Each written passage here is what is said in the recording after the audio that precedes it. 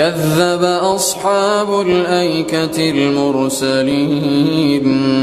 إذ قال لهم شعيب ألا تتقون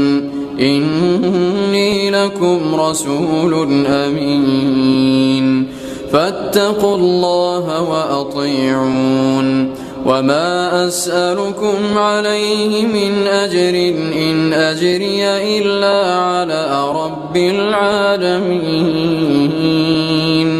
أوفوا الكيل ولا تكونوا من المخسرين وزنوا بالقسطاس المستقيم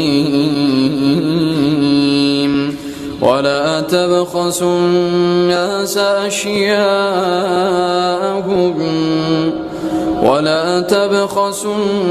الناس أشياءهم ولا تعثوا في الأرض مفسدين.